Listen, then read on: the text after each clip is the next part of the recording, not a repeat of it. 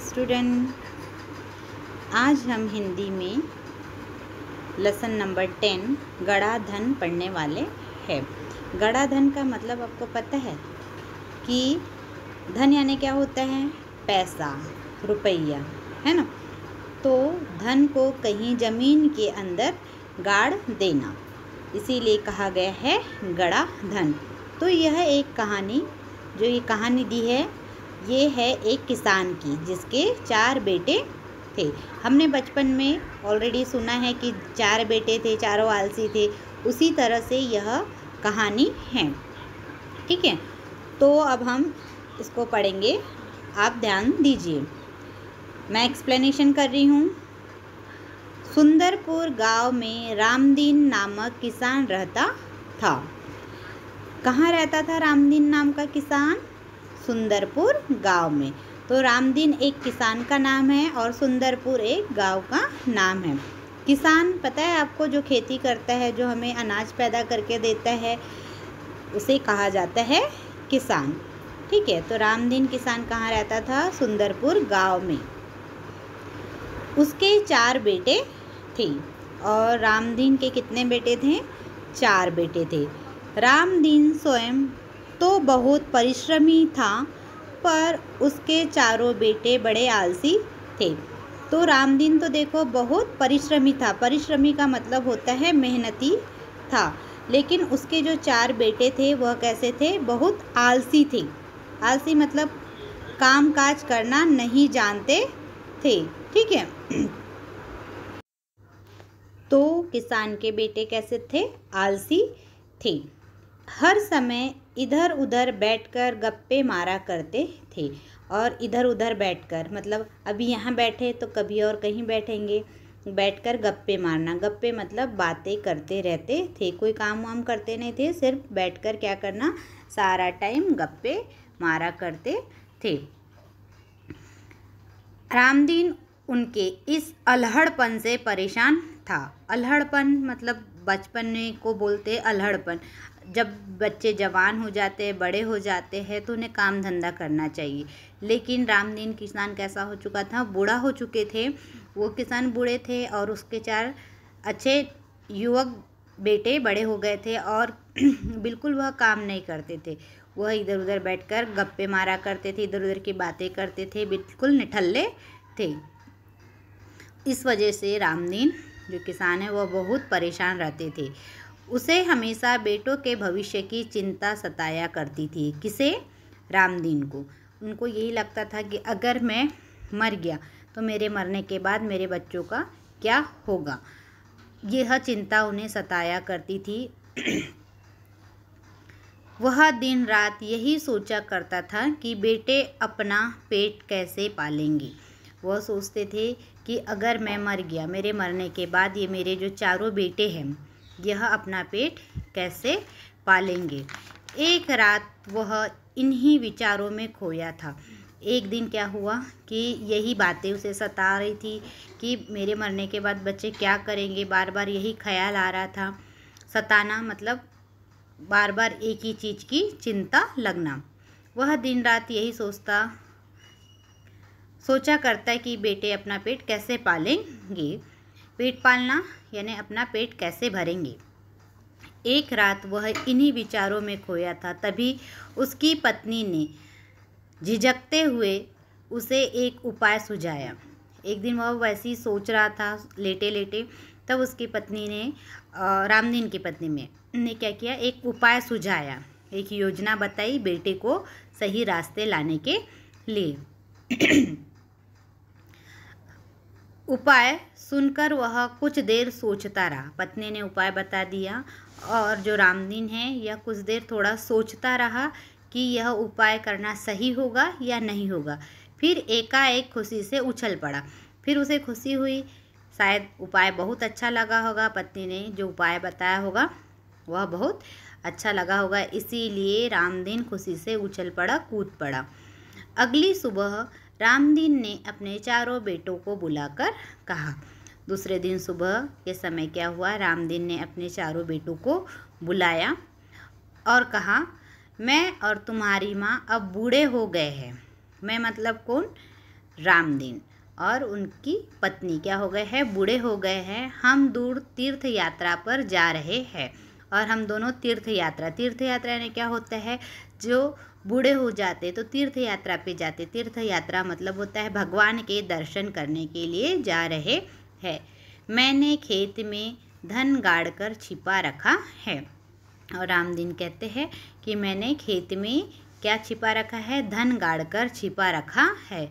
यदि कोई ज़रूरत पड़े तो उसे निकाल कर उपयोग कर लेना। तो अपने बेटों को कहता है कि जब मैं यहाँ नहीं रहूँगा तो तुम्हें पैसे की ज़रूरत पड़ेगी, तब तुम क्या करना कि वो गड़े धन को खोद लेना और खोद कर उस धन का उपयोग कर लेना। गड़े हुए धन की बात सुनकर बेटे खुश हो गए और उन्होंने अपने पिताजी को खुशी खुशी तीर्थ यात्रा पर जाने के लिए कह दिया। उनको तो लगा कि हमारे पिताजी ने क्या किया है, खेत में धन गाड़ के रखा है, अगर पैसे ख़त्म भी हो गए तो हम क्या करेंगे, खेत खोदेंगे और पैसे निकाल कर अपना जीवन निर्वाह करेंगे, है ना। इसीलिए बच्चे खुश थे और उन्होंने कहा कि ठीक है, बोले पिताजी तुम माँ के साथ कहाँ जाओ, तीर्थ यात्रा पर जाओ।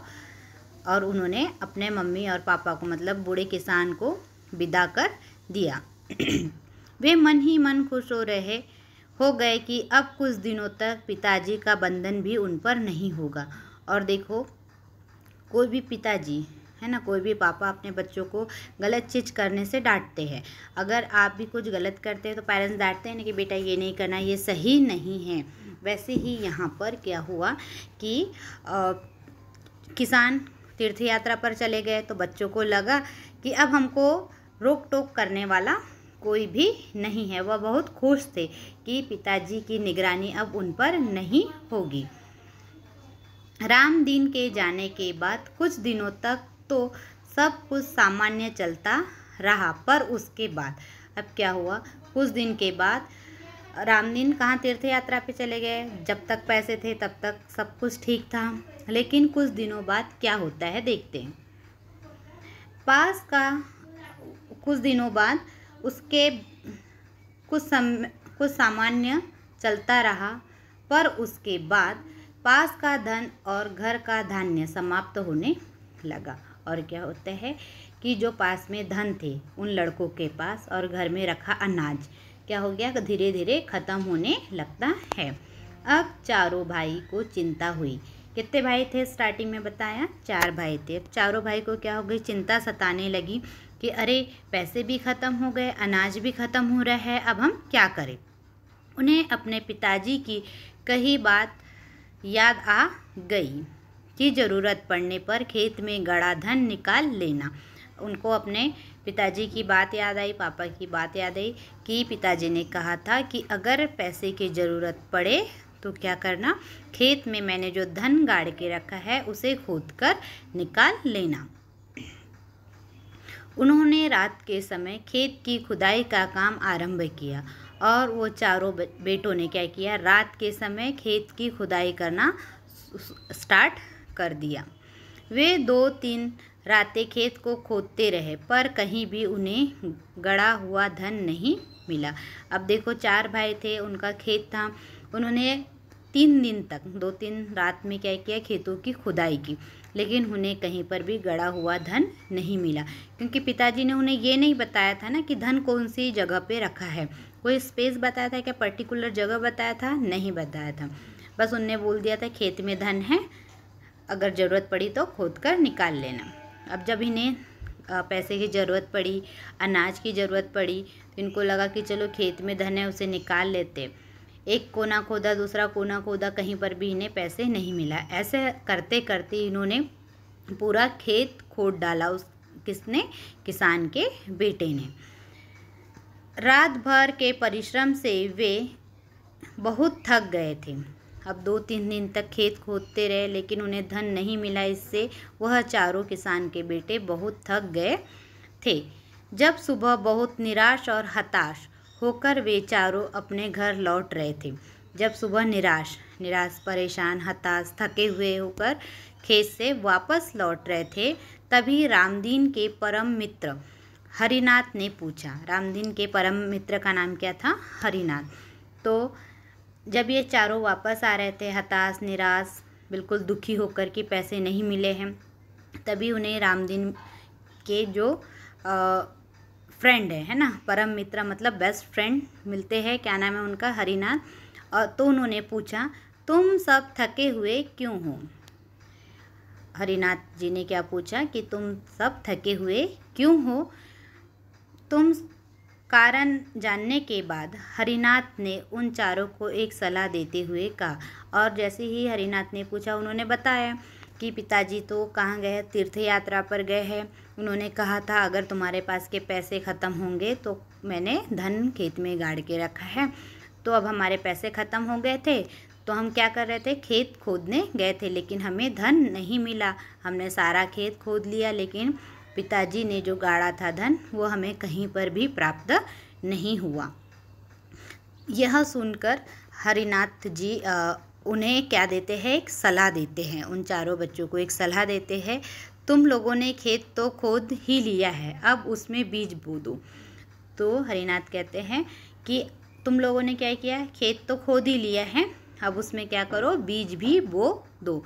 बीज बो देंगे तो क्या होगा? अच्छी फसल आएगी। फसल आएगी उसको बेचेंगे और बेचने के बाद फिर से पैसे आ जाएंगे। इसीलिए हरिनाथ उन्हें कहते हैं खेत खोद के हो चुका है, अब क्या करो? उसमें बीज बो दो।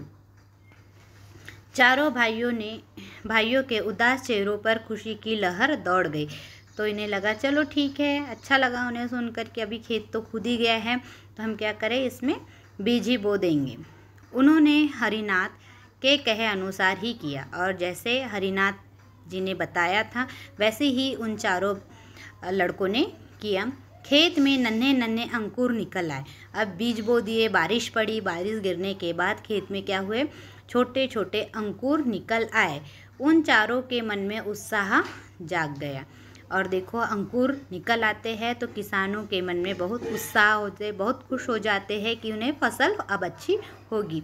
वे निराई गुड़ाई करने लगे। निराई गुड़ाई मतलब जब पौधे बड़े हो जाते हैं उसके निराई गुड़ाई तब की जाती है कि जो पौधों को क्या मिले? अच्छा खाद मिले गुड़ाई करके, और जो अनवांटेड जो पौधे होते हैं उन्हें निकाल दिया जाता है। मतलब अगर हमने धान का पौधा लगाया है और उसके साथ में कोई दूसरा भी पौधा उगता है तो वो अनवांटेड रहता है, तो निराई गुड़ाई के समय उसे निकाल दिया जाता है। फसल बहुत अच्छी हुई। अब क्या हो गया? बीज बो दिया, अंकुर आ गए और निराई गुड़ाई भी हो गई है, फसल भी अच्छी हुई है। हरिनाथ काका को धन्यवाद देकर वे फसल को बाजार में बेचने के लिए ले जाने की तैयारी में जुट गए। अब उन्होंने फसल की कटाई भी कर दी और कटाई करने के बाद उन्हें बहुत अच्छा मतलब जो खेत में उन्होंने बीज लगाया था वह फसल बहुत अच्छी होती है। यह देखकर चारों के चारों हरिनाथ काका को क्या बोलते हैं? धन्यवाद देते हैं, थैंक यू बोलते हैं कि काका तुम्हारे बताने के कारण हम लोगों ने बीज बोया और हमारी फसल अच्छी हुई। और वह फसल को लेकर बाजार में बेचने के लिए चारों भाई जाने लगते हैं। उसी समय तीर्थ यात्रा से रामदीन और उसकी पत्नी लौट आए और जैसे ही यह बाजार ले जाने की तैयारी कर रहे थे फसल को, तो रामदीन और उसकी पत्नी तीर्थ यात्रा से वापस आते हैं। माता पिता के आते ही बेटों ने उनके चरण स्पर्श किए। चरण स्पर्श करना यानी क्या होता है पता है आपको? पैर छूना। हम अपनों से बड़ों के पैर छूते हैं ना, उनका आशीर्वाद लेते हैं। जैसे ही उन चारों के माता पिता तीर्थ यात्रा से वापस आते हैं, चारों ने क्या किया? अपने माता पिता का पैर छुआ, चरण स्पर्श किए। गाड़ी में लदे फसल के बोरे देखकर रामदीन ने कहा, यह गाड़ी से बेचने के लिए फसल लेके जा रहे थे, तो वह फसल देखते हुए रामदीन ने कहा, अब तुम्हें खेत में गड़े धन का राज समझ में आ गया होगा। तो कहते हैं बेटों को कि अब तुम्हें समझ में आया कि खेत में गड़ा हुआ धन क्या है। राज यानी क्या होता है? रहस्य। तो बोले जो मैंने कहा था कि खेत में क्या है? धन गाड़ के रखा है। तो बोले यही है जो खेत में धन गड़ा हुआ था। चारों ने सिर हिलाकर स्वीकार किया और कहा, हाँ पिताजी। चारों बच्चे समझ गए कि हम लोग काम नहीं करते थे, निठल्ले बैठे रहते थे, इधर उधर घूमते थे, आलसी थे, है ना। तो हमें सबक सिखाने के लिए पिताजी ने यह तरकीब की थी। चारों को समझ में आ गई, तब चारों ने हामी भरते हुए कहा, जी हाँ पिताजी। अब हम यह भी समझ गए कि जीवन में परिश्रम के बिना कुछ भी संभव नहीं है। और वो चारों कहते हैं कि हमें यह भी समझ में आ गया है कि जीवन में जब तक हम परिश्रम नहीं करेंगे तब तक कुछ भी संभव नहीं है। मतलब मेहनत के बिना कुछ भी पॉसिबल नहीं है। परिश्रम से ही धन पाया जा सकता है, और परिश्रम से ही क्या होता है, धन पाया जाता है। धन, अगर हम मेहनत ही नहीं करेंगे, अगर हम पढ़ाई की ही बात लें, अगर हम पढ़ेंगे ही नहीं, अगर टीचर ने पढ़ा दिया, आप स्कूल से घर गए, वैसे ही अपना बैग पैक करके रखा और एग्ज़ाम पर, तो इस पार्ट से हमें ये सीख मिलती है पढ़ाई को लेकर, अगर हमने पढ़ाई नहीं किया तो आपको अच्छे नंबर नहीं आएंगे, अच्छे मार्क्स नहीं आएंगे।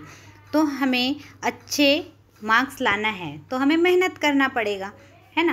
तो यहाँ पे ये देखो, चारों बच्चे बहुत अलाली करते थे, कुछ नहीं, इधर उधर गप्पे हाँकते रहते थे।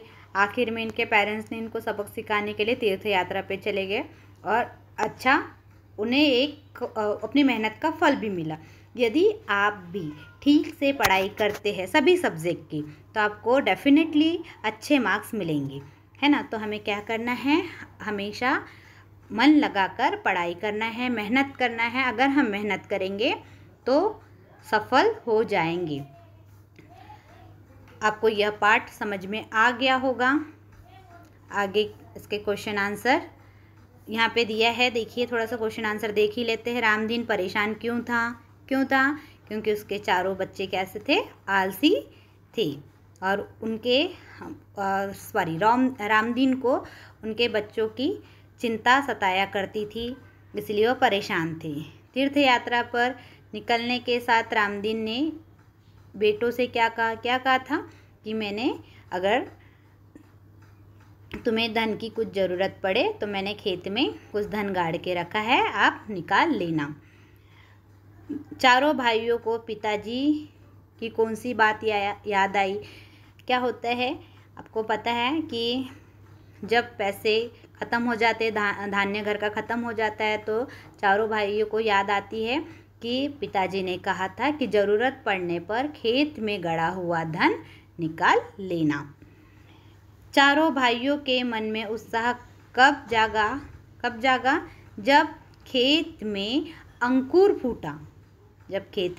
फूटा, तब चारों भाइयों के मन में उत्साह जागा। ठीक है, आपको ये पार्ट समझ में आ गया होगा। तो हम नेक्स्ट चैप्टर के साथ फिर से मिलेंगे। Bye, God bless you, have a nice day.